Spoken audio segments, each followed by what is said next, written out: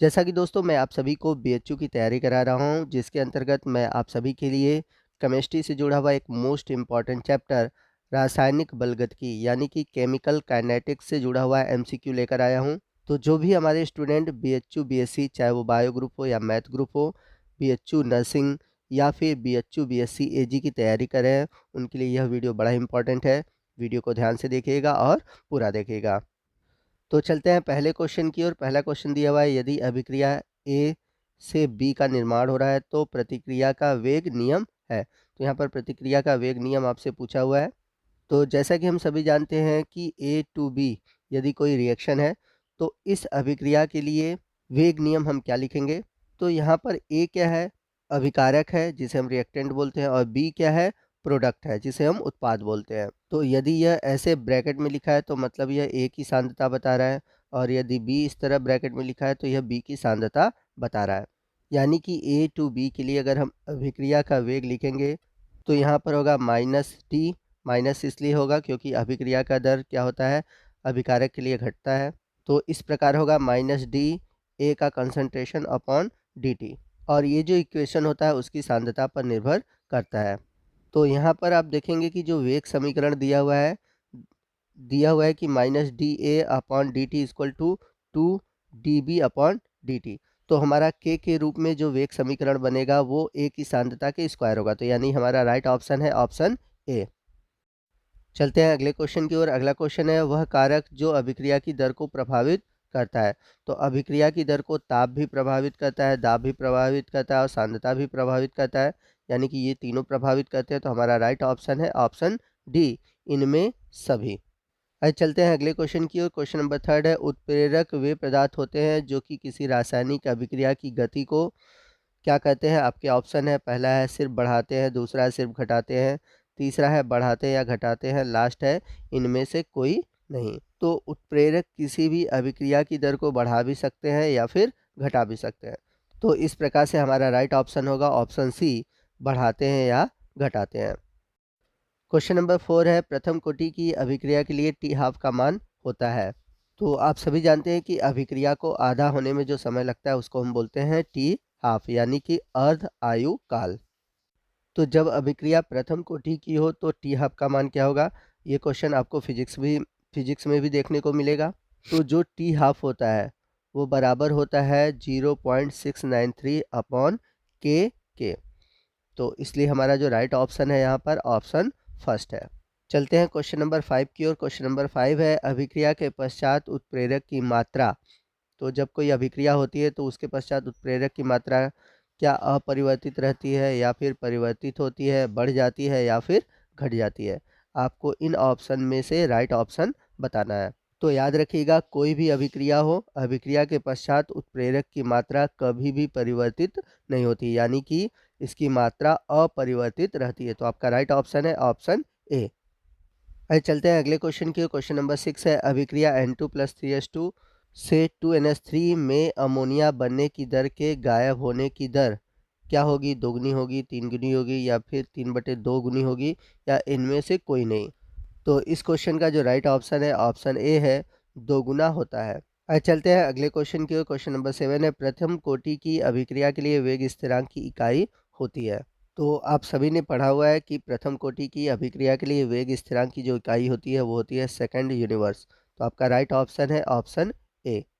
आइए चलते हैं अगले क्वेश्चन की ओर। अगला क्वेश्चन है, किसी प्रथम कोटि की अभिक्रिया का वेग स्थिरांक निर्भर नहीं करता है। तो यदि कोई अभिक्रिया प्रथम कोटि की है तो उसका वेग स्थिरांक जो है अभिकारक की सांद्रता पर निर्भर नहीं करता। तो आपका राइट ऑप्शन है ऑप्शन सी। अगला क्वेश्चन है, उदासीनीकरण की क्रिया को पूर्ण होने में समय लगता है।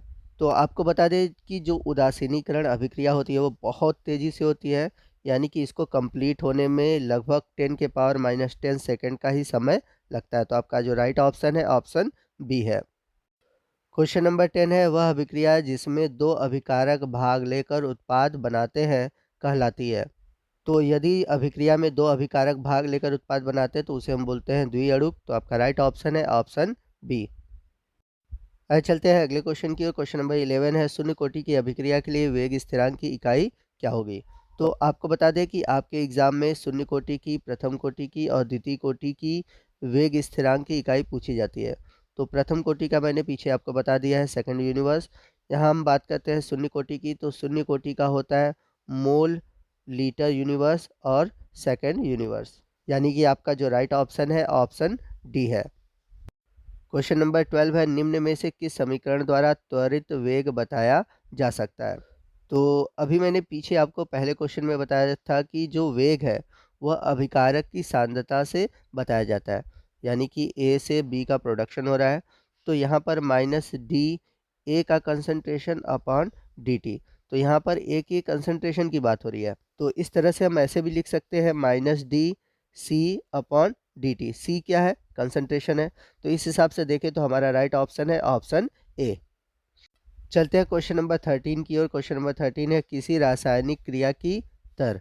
आपके ऑप्शन है, पहला ऑप्शन है ताप बढ़ाने के साथ घटती है, दूसरा है ताप बढ़ाने के साथ बढ़ती है, तीसरा है ताप पर निर्भर नहीं करती और लास्ट है सांद्रता पर निर्भर नहीं करती।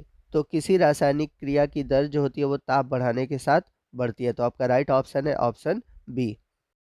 चलते हैं क्वेश्चन नंबर 14 की ओर। क्वेश्चन नंबर 14 है, किसी अभिक्रिया में भाग लेने वाले अणुओं, परमाणुओं अथवा मूलकों की संख्या कहलाती है। तो किसी भी अभिक्रिया में भाग लेने वाले अणुओं, परमाणु और मूलकों की संख्या को हम बोलते हैं अणु संख्यता या फिर अणुकता। तो आपका राइट ऑप्शन है ऑप्शन ए।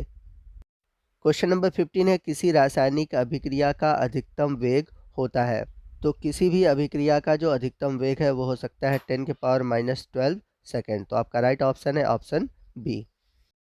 क्वेश्चन नंबर 16 है, किसी उत्प्रेरक की उपस्थिति के कारण अवरोध की ऊर्जा क्या होती है? बढ़ती है, घटती है, अप्रभावित रहती है या फिर स्थिर रहती है? तो उत्प्रेरक की उपस्थिति के कारण जो अवरोध की ऊर्जा होती है वो घटती है। तो आपका राइट ऑप्शन है ऑप्शन बी। क्वेश्चन नंबर 17 है, प्रथम कोटि की अभिक्रिया का अर्ध आयु निर्भर नहीं करता। आपके ऑप्शन है, पहला ऑप्शन है प्रतिकारक के प्रारंभिक सांद्रता पर, दूसरा है तापक्रम पर, तीसरा है दाब पर और चौथा है इनमें से कोई नहीं। तो यदि हम वेग स्थिरांक की बात करते हैं तो यह सांद्रता पर निर्भर नहीं करता, परंतु यहाँ पर बात हो रही है अर्धायु की, तो अर्धायु तापक्रम पर निर्भर नहीं करता। तो आपका राइट ऑप्शन है ऑप्शन बी। क्वेश्चन नंबर 18 है, किसी वस्तु के प्रतिक्रिया करने का दर निर्भर करता है। तो अभिक्रिया की दर R बराबर होता है के ए की सांद्रता। तो इसे हम कहते हैं सक्रिय द्रव्यमान या फिर कह सकते हैं सक्रिय भार, यानी कि आपका जो राइट ऑप्शन है ऑप्शन डी है। आइए चलते हैं अगले क्वेश्चन की ओर। अगला क्वेश्चन है, किसी शून्य कोटि की अभिक्रिया की दर होती है। आपका पहला ऑप्शन है निश्चित होता है, दूसरा है समय के साथ घटता है, तीसरा है समय के साथ बढ़ता है और लास्ट है कभी घटती कभी बढ़ती है। तो आपको बता दें कि शून्य कोटि की अभिक्रिया की दर जो होती है वो निश्चित होती है। तो आपका राइट ऑप्शन है ऑप्शन ए। आइए चलते हैं अगले और लास्ट क्वेश्चन की ओर। अगला क्वेश्चन है, किसी रासायनिक अभिक्रिया में वेग निर्धारक पद होता है। पहला है मंद पद, दूसरा है मध्यम पद, तीसरा है प्रारंभिक पद और लास्ट है अंतिम पद। तो आपका राइट ऑप्शन है ऑप्शन ए, मंद पद। तो दोस्तों ये था हमारा आज का वीडियो, जो कि आज पहला पार्ट है। और हम सभी जानते हैं कि जो केमिकल काइनेटिक का चैप्टर है बहुत बड़ा है, इसे हम एक ही पार्ट में कंप्लीट नहीं कर सकते। तो बाकी बचे हुए जो क्वेश्चन है उसे हम सेकंड पार्ट में डिस्कस करेंगे। तो आपको आज का पार्ट कैसा लगा कमेंट करके ज़रूर बताइएगा। वीडियो अच्छा लगा हो तो वीडियो को लाइक और शेयर करना मत भूलिएगा। और कोई भी डाउट हो आप हमसे कमेंट करके पूछ सकते हैं।